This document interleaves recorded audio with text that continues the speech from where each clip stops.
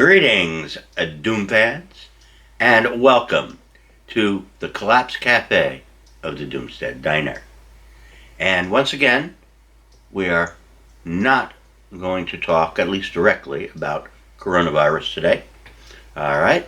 I am back with part two, another part of what is likely to be a multi-part series here with Irv Mills.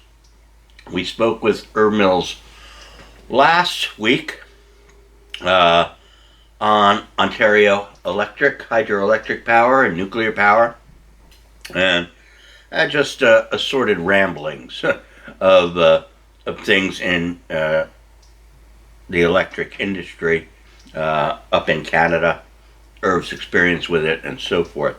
Very interesting discussion, and you can see it still on our YouTube channel. It's on the recent uploads, and it's on Diner News, and etc. So those are always available, as are the vast archives of all the interviews we have done and discussions with numerous people in the collapse blogosphere and scientists and just other interested and knowledgeable parties on various topics. So go visit. All right. So without further ado, let's talk to Irv. Irv, say hello to the crowd. There you go.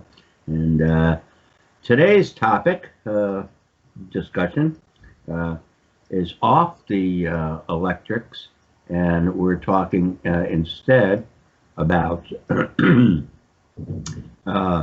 community gardening and permaculture, other areas where Irv knows his stuff, if you will. I hesitate to call anybody an expert on anything, but he's well versed, and he is involved in his local area in Kincardine. I think that's how you pronounce it. With their community garden project. So, Irv, why don't you fill us in, tell me and the crowd, because I don't know that much about it yet, about your community garden and what you're doing with it. Okay, it's Kincardine, actually. Scottish name. Not pronounced the way it's spelled, but then what is? Well, okay, just a little bit of background. I retired from my day job in the spring of 2005. The following year, I decided I wanted to get into gardening. Many years ago, I'd had a much larger garden than I do now, but that fell by the wayside when I moved to where I now live. And I had a front yard with a typical lawn, decided to dig some of it up and make some raised beds and try gardening. And that went great in 2006 and the following years.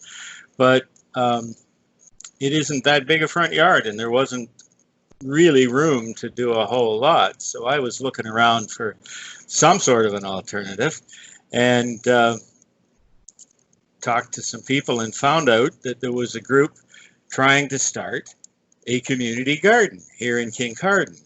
And they had the support of, let's see, I think it was the Environment Committee of the local municipal council, and the support of the local agricultural society.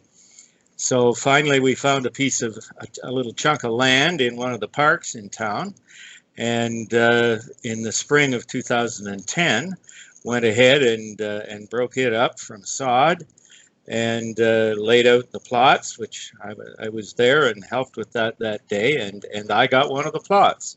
Now the whole garden is only, it's probably a little more than 1/4 of an acre altogether. And the plots that most of us have are, about 8 feet by 16 feet, and many people have 2. It's only supposed to be one per person, but often a man and wife will take one each and treat it like one bigger plot. And nobody's growing a winter's worth of food, even in a 16 by 16 area, let me tell you. But it does give a lot of people a chance to practice their skills at gardening. And I would say that's the main thing about it. Although last year I grew enough squash to last the whole winter, and we still got some of it frozen when it was getting late on about March, and it looked like some of the squash might spoil. We cooked it up and froze it. So this year we aren't growing squash because I probably grew about 2 years supply of the stuff. So, anyways, I was very... One vegetable, you pick one vegetable and the whole plot is that vegetable? I tend to do 2 or 3 or 4. Many people try to grow a little bit of a whole bunch of things, but I like to get enough of each one that you can at least have a meal or maybe a season's supply of it. Last year, for instance, I had squash. I also had a nice crop of cabbage, enough wax beans that we actually froze them and ate them on into the winter. And I grew cucumbers, despite a late start, fairly successfully, and made a bunch of pickles from a recipe that my grandmother used to use. And, that was nice. Anyways, I ever had are Batamti dill pickles from a plant down in Brooklyn. Yes. I've not been able to get them up here in Alaska at all. And most of the country I wasn't able to get. In 1 or 2 cities that I lived in over the years, I found them. But otherwise, no. And I don't know if they're still in business or not. But anyway, that's just off topic. My grandmother's pickles are a sweet pickle, but I did also make some dills, and they came out fairly well too. So I just put them outside today to harden off, but I started cucumbers under lights inside here, and in a week or so, when it's warmed up just a little more, I expect to put them in the ground on my front yard, actually, because it'll be easier. How big's the front yard plot? My front row, wow, probably around 300 square feet, and there's several different raised beds. That's why I'm hemming and hawing about how big it is, because it's a little hard to add them up. And I've added a couple this year as well. So, anyways, as I was saying, I don't think you sent me any pictures of your front yard. I did actually. There was 2 emails from me last night, and one of them was the front yard. Oh, okay. And the other one was the other email, which had, I think, 5 pictures in it, was of the community garden. Yeah, I looked at it. I didn't see the other email, so I'll have to go into my email and look for it. Yeah, no problem. So the lady who was instrumental in getting the community garden going was also acted as our leader. We call it coordinator, and as our liaison with the municipal government here, who have been very helpful, I must say. She hung in with that about 3 years, and then passed it on to another fellow who hung in there for, I forget whether it was 2 or 3 years. And then I had retired from my little printing company that I was running at home as well. And in spring of 2015, I took over as the coordinator of the garden. So much for retirement. Sorry? So much for retirement. Yeah, so much for retirement. Well, I'm not the kind of guy who wants to be unoccupied. I get myself in trouble if there isn't something to do. So, I took over. Myself more work now than I've ever had.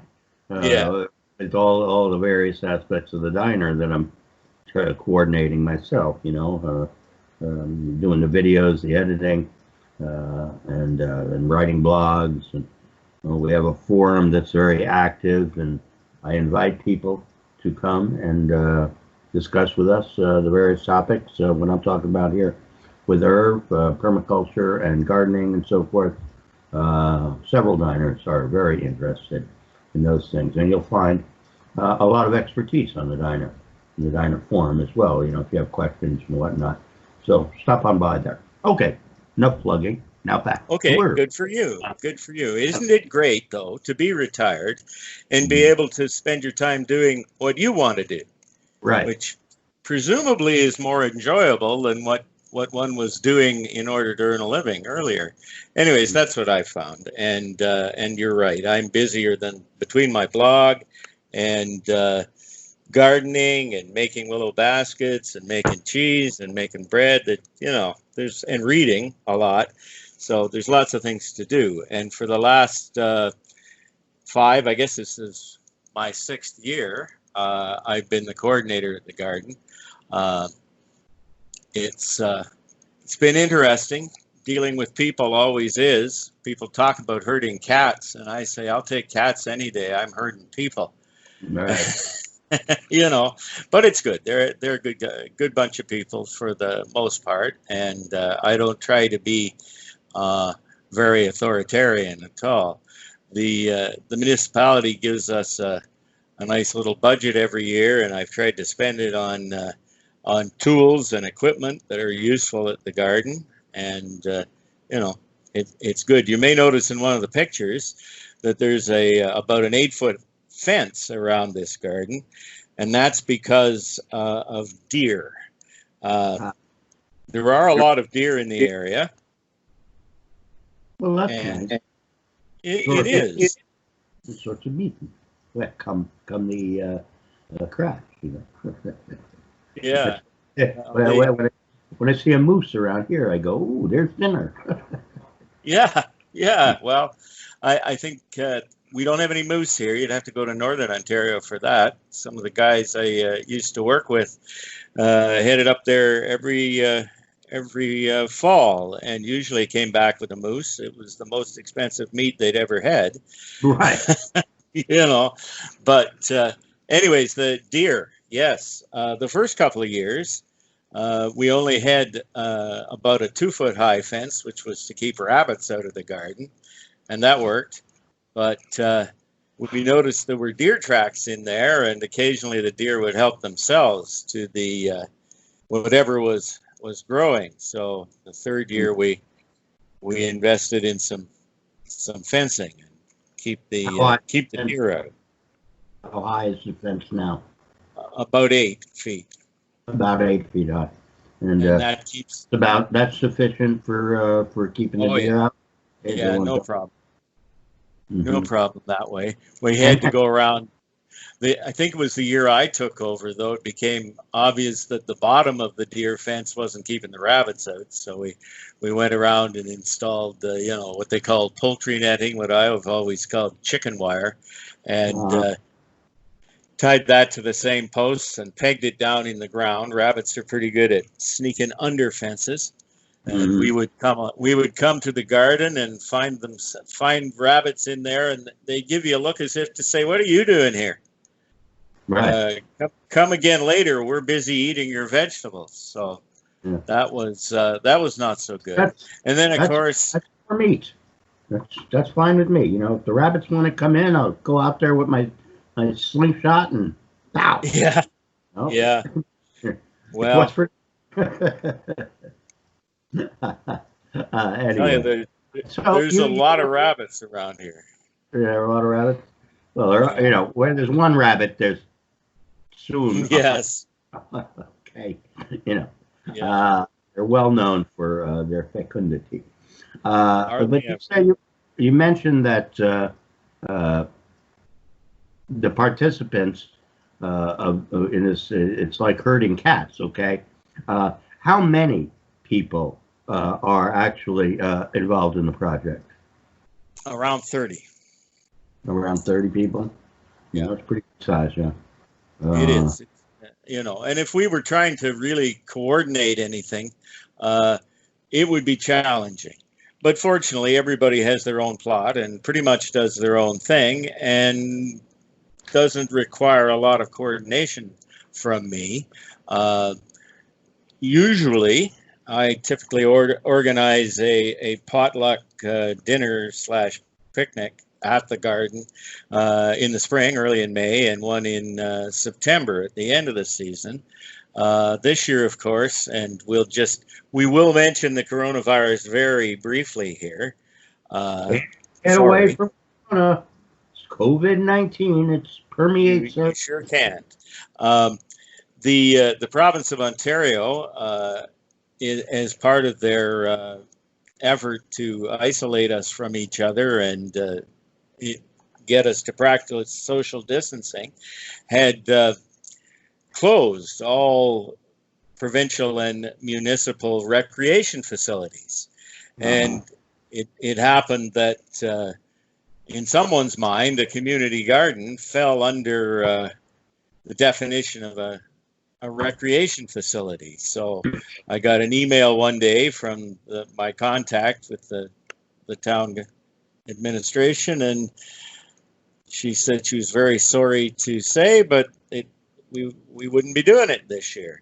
Well, this had happened all over Ontario, and people got together, and a petition was created. Over 10,000 community gardeners signed it, and about 3 weeks ago, I think it was, the provincial government had announced that they were going to classify community gardens, because they are used to produce food, as an essential service, and that we would be able to use the garden this year. Of course, we would have to follow the local public health people's recommendations as to what we were going to do. So it took a while to draw up a set of rules.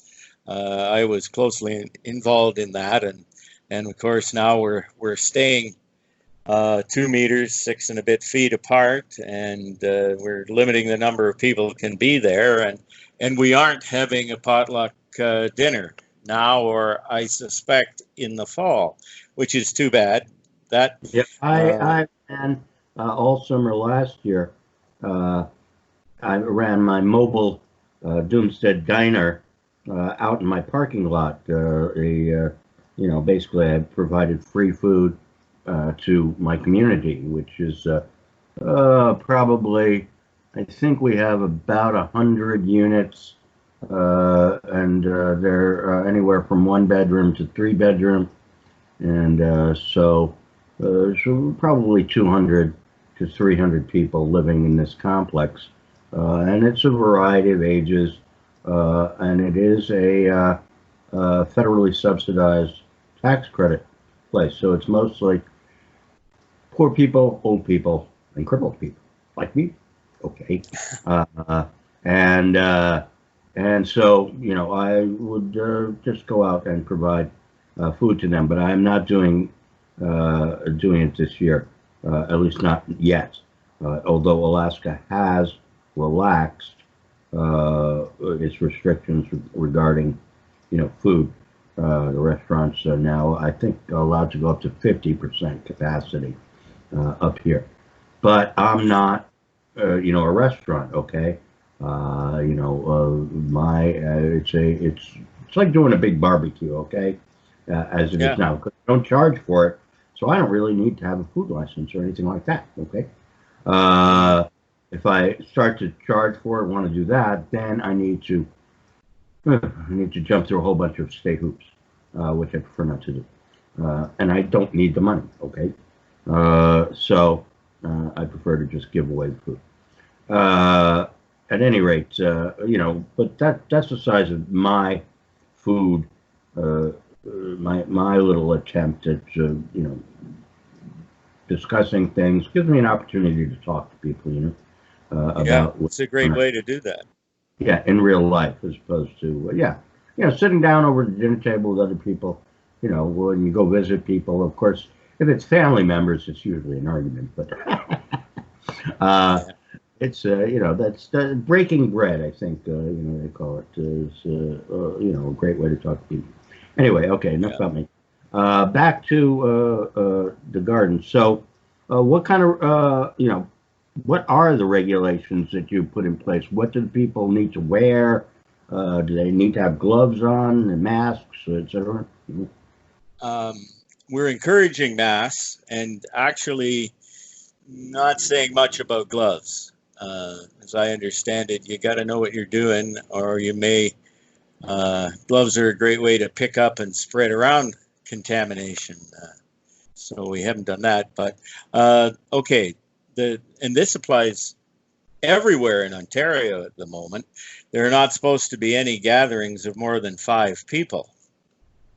So that's one basic thing, no more than 5 people at the garden. Now, as it happens, you might think if there are 30 people gardening there, that you would get groups of people. But it seems that people just some come in the morning, some in the afternoon, some in the evening, and it's fairly rare to see more than 1 or 2 other people. And quite often you'll come there and there's nobody there, but there obviously have been there, You don't need, 30 people, but when you're gardening, you don't need to be there every day. Okay. You sure don't.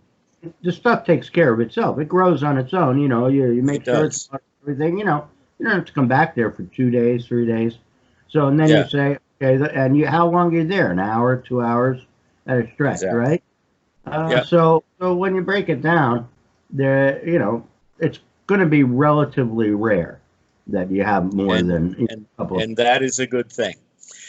So limiting the number of people, it's something we're doing, but it's not hard to do. The distancing. I've been there when there are other people. I gave everyone a tour of the place and went over the rules with them, for instance. And what I note is people who know each other, who are friends, normally it's a cultural thing. We stand 2-3 feet apart. Right. And when we're just standing around talking. Mm-hmm. And it feels really odd to back that out to double that distance. I'm observing, and not just at the garden, but anywhere I see it. If it's somebody you're not close to, it's fine. It's easy to stay distant. But people who know each other and aren't living in the same household, so they're supposed to be keeping the distance, I'm seeing that as a challenge. But, lots of challenges with this, so not to complain. So the maximum number of people, the distancing. When you come, you wash your hands. We didn't have, in the past, hand washing facilities, but we were able to get and spend some of our budget on a hand washing station. And the company we got it from, we're just renting it. They come once a week and replenish the soap and the water and the paper towel. And we insist that people wash their hands when they arrive at the garden so they don't bring anything in, and wash when they leave so they don't take anything home with them. There you go. And we're encouraged. We've got all those tools that I made such an effort to acquire, and we're encouraging people not to use them, to bring their own tools and not share tools, just to, again, stop the spread of the virus that causes COVID-19. So we'll see. Now the thing is, Kincardine is a fairly remote community, where took a look on the map. So you're on the lake. We're on Lake Huron, and there's a town of, 20, 30,000 people, Owen Sound, that's an hour and a half away, and everything else is, there's some cities like London, Ontario, which is 400,000 or 500,000 people. It's 2 hours drive away, and Kitchener, Waterloo, and Cambridge and Guelph are 2 hours away. And then the bigger places like Toronto and Hamilton and so forth are 3 to 4 hours drive. So one thing I've noticed is that areas where the population density is low and that are farther from the big centers of population density have had less trouble with COVID-19. And that's certainly, you know, yeah, it makes sense. And around in our public health people are based on look after the two counties, Gray County and Bruce County. We're in Bruce County here, but anyways, and so the statistics they're putting out, I think we've got around 60 cases altogether in the two counties, which is a pretty big area, you know, and most of those, unfortunately, are in a long-term care home in the Owen Sound, the only big city in the area. In Kincardine, I think there are a cumulative total of 4 cases, and I imagine since that's been the same number for the last 2 or 3 weeks, I hope some of those people have got over it, recovered, and are okay now. Yeah. But it's not a high-risk area. You know? Correct.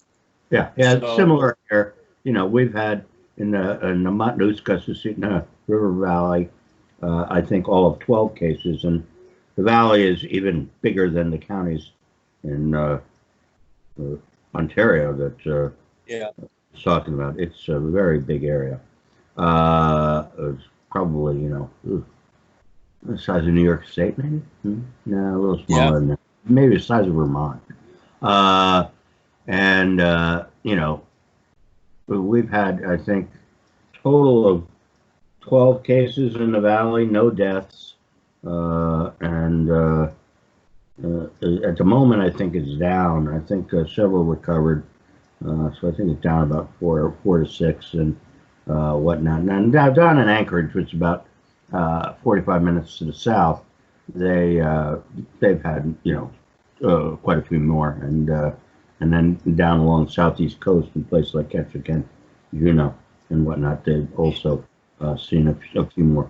Those places get more international and even, you know, intramural traffic, because Government Center is down in Juneau, and Anchorage, of course, is the port, big port.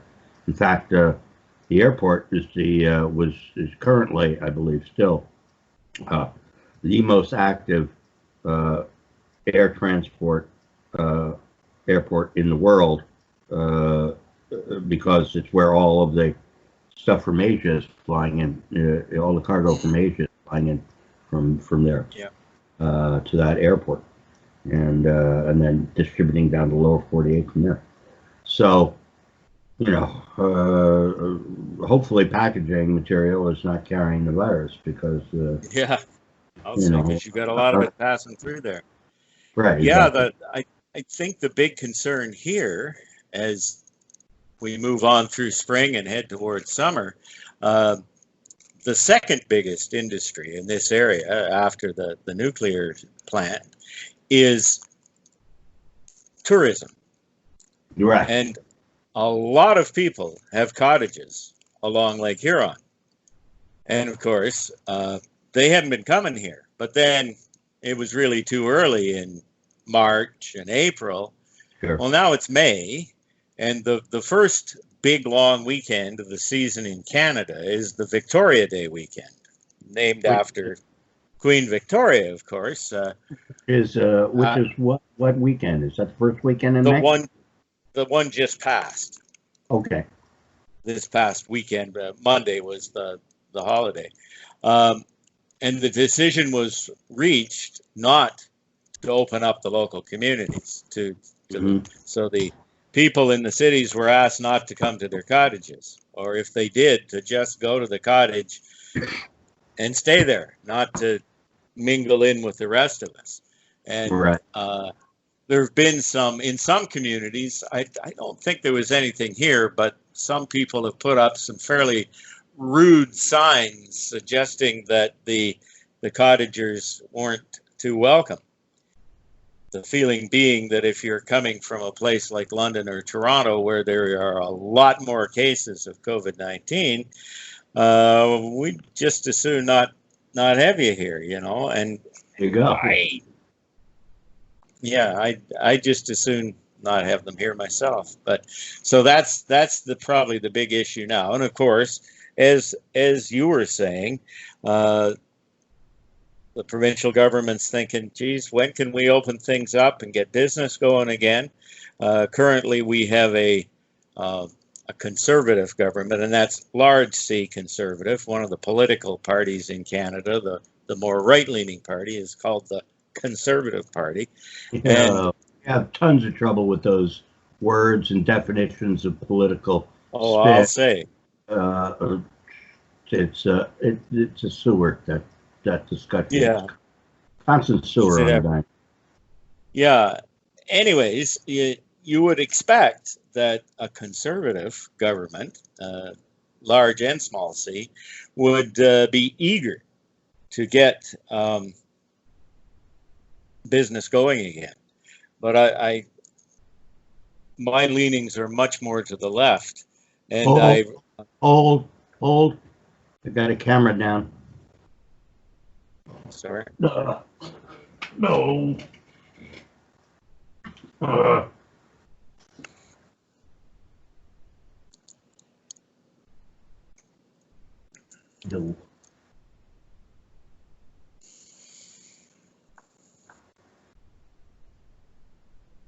One of these days, I know it's something in the settings on this camera that's limiting it to 3 gigs at a time. Okay. Of stuff. Oh shit! And this one went off too. Oh boy! Why did this one go off? This one's not supposed to go off.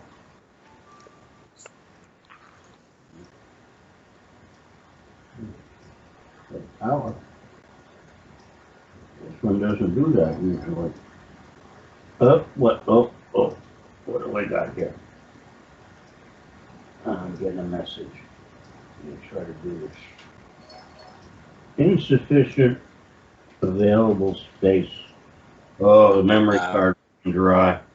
Well, I don't use that one except for audio usually anymore. I use the Skype recorder, so hopefully the Skype recorder is working. It says it still is. Yep. Yeah, I know it says it is, so I believe it. Okay. Sorry, was folks. I here? Wait, yeah. Well, sorry, folks. Technical issues to resolve. All right, these happen during these broadcasts periodically. You're used to them by now, I trust. So now we're going to get back to where we were, which was the COVID issue in there in Ontario, and the visiting cottagers, as you call them, coming up from Toronto and the bigger cities, and attitudes. Why don't you pick it up from there? Yeah. Okay. Well, I was just saying that our provincial government, which is a conservative government in both the name of the party and in their approach to politics, you would expect them to be pretty keen to get businesses going again. But a leftist like me has to reluctantly say, no, they're doing a pretty good job. They're listening to their public health officials, who we presume are, taking an evidence-based approach and giving the politicians the best advice they can. So we have plans to start opening things up a little more, but they're not rushing into it. And personally, I'm pleased to see that. I'm not keen to do it, but then I'm a pensioner. I'm not suffering any. And right. Other than just maybe I haven't gone out to a restaurant. I've ordered takeout a couple of times, but it just hasn't changed my life very much, and it's certainly not hurting me financially. So I'm probably spending less money than I normally would. So I should have a little sympathy for the people who are suffering from. Yeah, it's much more. We talked about this in our discussion with Hugo Barty and George Mobus and the other diner admins. for the affluent people, and I am, of course, not, on the income scale, I'm borderline poverty, but uh, I'm still affluent, relatively speaking, and especially because uh, I don't have to work. Okay, I don't have to go Yeah. out to make a living. I get mailbox money. Yeah. My pension, my Social Security, my 401k. I have all of those things. Okay, plus I have savings. So uh, I'm not hurting. All right, but for people who are, have families or in that age range, anywhere from 20 to, 50 or so, 55, even 65, they can't get out there to do their jobs. They got no income. Most of them, or at least half or more, probably half, uh, don't have enough savings to carry them even a month, or through an emergency that has $400, it's going to cost them an extra 400 to their budget. So, it's already been what, 2 months since Yeah. the beginning, Yeah. so these people are, they want to get out. They need to get back to work, and that's the people that you see out there with the signs, and they're going nuts. Yeah. They're worried. They're really scared. Okay, I'm sorry. Go back. Yeah. Yeah. I think there's so much in the media about COVID-19. We don't need to add a whole lot more. So No, I no, could and I could we've say more, but I won't. And back to the garden, I guess. Uh, we've come up with some new rules. I've acquainted everyone with them, uh, and things are going ahead. It looks like another good gardening season. yeah, good. And the Today, weather good. You had good weather, good rain, and right temperatures. You haven't had like late freezes and stuff like that. well, because Kincardine is right on a big lake, Lake Huron, there's a bit of a microclimate here, and frost isn't too much of an issue. Once the lake opens up, and this year it never froze significantly at all, you don't get frost. But it warmed up the last couple of weeks of April quite nicely, and then the first 2 weeks of May were cold. But it's warming up again now, and I was outside working on my front yard garden earlier this afternoon, and it was the first day where it was warmer outside than inside, and I had to roll up my sleeves, and I was actually working up a sweat out there. So yeah, things are coming around pretty good.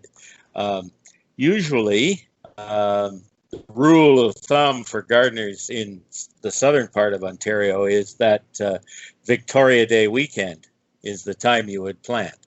And of course, there's plants that are cold tolerant, so they can go a little earlier. Plants that need the heat, they probably should go a little later, but it's been good. I've got, let's see, I've got peas and radishes and lettuce and spinach and carrots coming up quite nicely here. And I'm saving my plot at the community garden for some of the later stuff that needs the heat. Now, in terms of area that's available, you mentioned the size of the plots that are in the community garden right now. If it became necessary, or when it becomes necessary, to start locally raising your own food. Is there space around that's available that could be taken over by eminent domain, for instance, by the local government for people to start to do bigger, scale up, if you will, scale up the community garden idea and do bigger plots? Well, Kincardine is in the middle of a huge agricultural area. So there's all kinds there's farms all around here. And at the moment, I guess there's a lot of cash cropping, the typical corn and soybeans. It's also a fairly... Permaculture.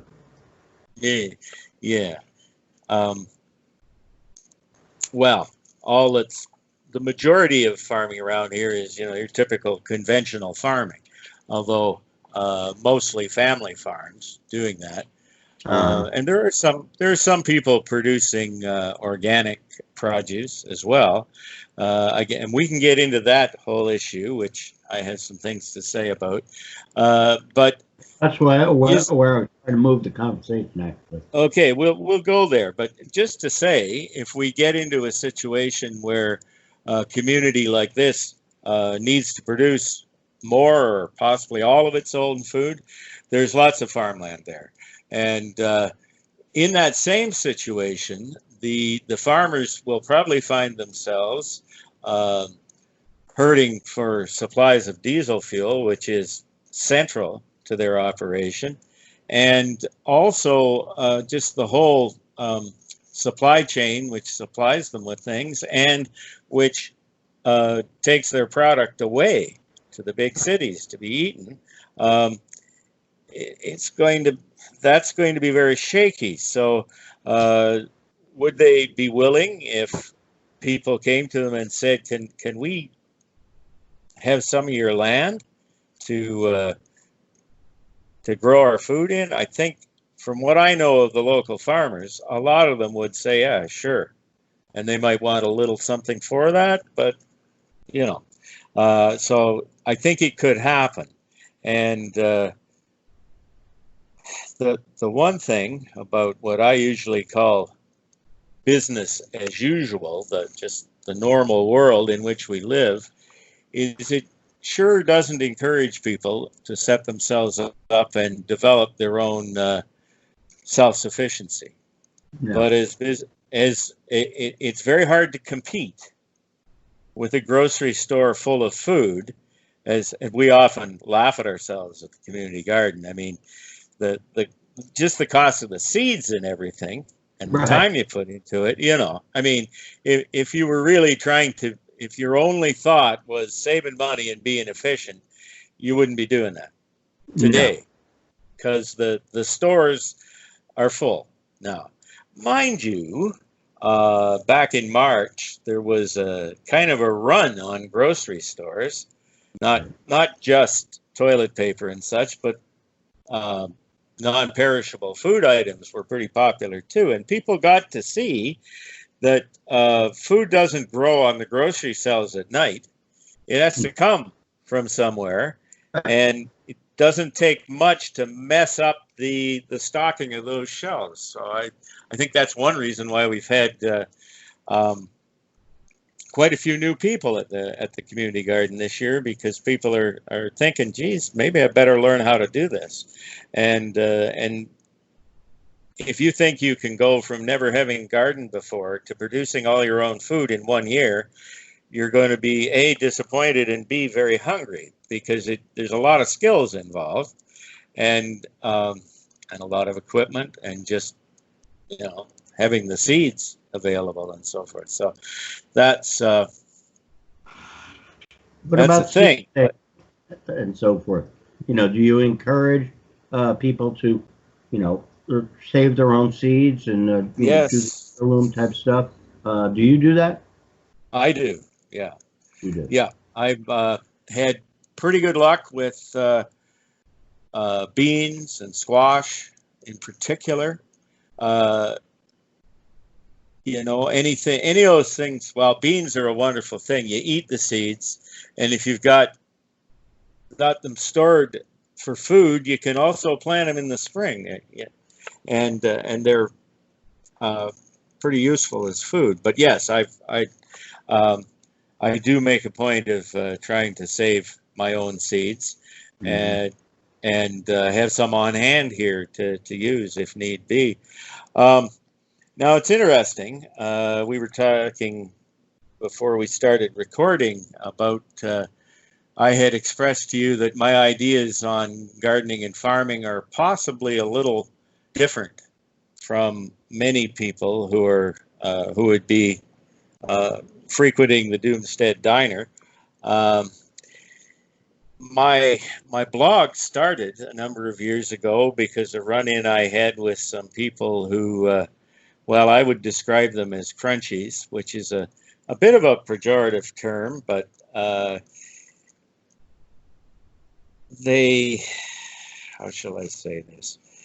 They had a lot of ideas that weren't evidence-based. And I'm big on the scientific consensus.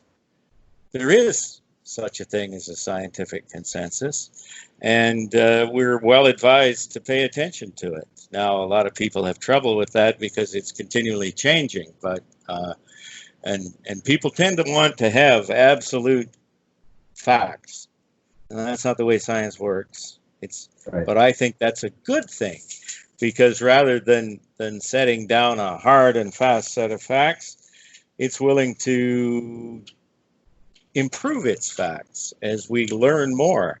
So anyway, and it seems to me, in fact, that organic gardening started out, from what I've read, as a reaction to the development of what we now look at as conventional farming in the early days, late 1800s, early 1900s, when synthetic fertilizers were being developed, and people objected to using things that weren't natural in growing food. Well, just because things are natural doesn't mean they're automatically good. That's a fallacy, the idea that if something natural is natural, it must be good. There are lots of things in nature that aren't good for us. And then, now there are good things, certainly, about organic gardening, in that there's a whole bunch of techniques for taking care of and improving the soil, which I'm all for. But in the last few decades,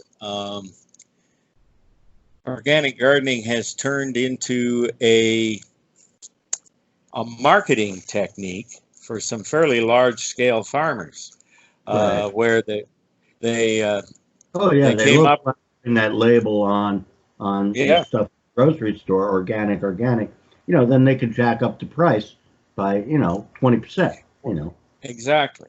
And the farmers themselves, who are producing produce or whatever under the rules that have been codified so they can call themselves organic, they can charge a higher price too.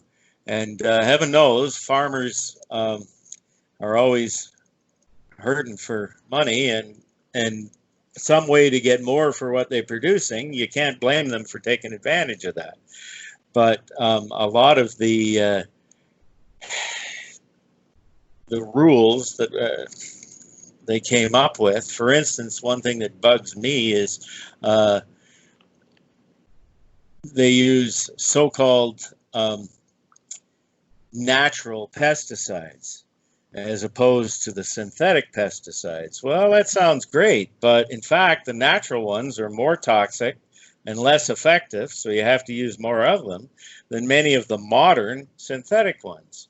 Now, in a sense, this is all a moot point anyways, because under the conditions that the customers of the Doomstead Diner are foreseeing, we aren't going to have a whole lot of synthetic products, be they pesticides or fertilizers, available. And Right. indeed, many of the products that the organic farmers are allowed to use in the way of pesticides and so forth aren't going to be available either. And what I would like to see us working on, and I've been working on it myself, is what I would call sustainable agriculture, which is to say agriculture that can function well with when business as usual has crashed or dwindled away, and that will enable us to continue on in a long-term basis, permanent agriculture, if you will. And that's where the term permaculture comes from. And as far as the goals of permaculture, I'm all for it. It's a great idea, and it's what we need for sure. But unfortunately, I've observed a lot of people who are involved in permaculture are are not very scientific. And there's a phrase that has been used, which is that permies don't do numbers. Okay, they're not big in collecting evidence. Well, why should they have to? Well, it's because of this. If you're suggesting that such and such a technique would work well, you better be able to prove it. Well, not just because I'm a skeptic, but because if it doesn't, you might want to switch to another technique, or maybe even just modify your current technique a little so that it does work better. And when you don't give yourself any opportunity to find what's actually working, you don't have any way of improving it. So that's my beef there. I know lots of people who practice permaculture and are doing a great job of it, but also a lot of people who it's in some ways more of a religion than a science. Anyways, yeah. So that's where I'm at there. The permaculture community, permies, or whatever, are it's a very diverse group. They all agree on one basic principle, sustainable agriculture. But then how you go about it, and what's okay to use and what's not okay, and what techniques are good and which ones are not good, and so when you put two of them in the same room, they don't agree on some of those aspects. So, and this is the case with not just permies, doomers of all flavors. Like that. For sure. We're like that. Well, we all agree that collapse is going on, but what's the best rules to function under? Are they, is it capitalism? Is it communism? Socialism, fascism? We occasionally get a fascist dropping in. How are you going to approach this whole problem the best as we move down the pipe is a constant source of argument on the diner. Indeed, it is. Often very heated. My thought on that is that one thing you're going to see is we're going to get broken up, if you will, into many small communities, I think. Yeah, I agree. And facing our own unique challenges. And we're going to be given, if you will, and it's going to feel like a lot's being taken away from us as business as usual collapses. But in a sense, we'll be given an opportunity to try out our own favorite ideas. And I think because there won't be a lot of spare energy for argument and trying to force other people to do things your way, those communities will be able to try a great many different things, some of which will work and some of which won't. But the whole point is that some of them will if we try a lot of different things. And I always encourage something that John Michael Greer, for instance, uses the term dissensus, which is just a made-up word that means the opposite of consensus. Sometimes it's best to just let the other guy go and do what he wants. And wish him the best as long as he's willing to let you do what you want. And I think that's really important. And to take it back to the gardening and farming aspect, and to say a word or two to people who are new to the idea of gardening.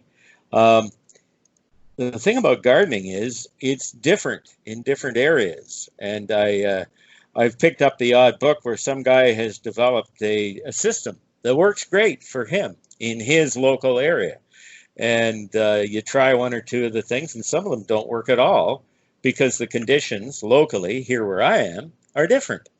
And that's why, you don't just think you can go buy somebody's book and who comes from the other side of the continent, perhaps, and follow his instructions and have any success. You're better to go to some of the local people and ask how they do things, because they have an idea what the local climate and soil conditions and what type of pests they're working against and so on and so forth.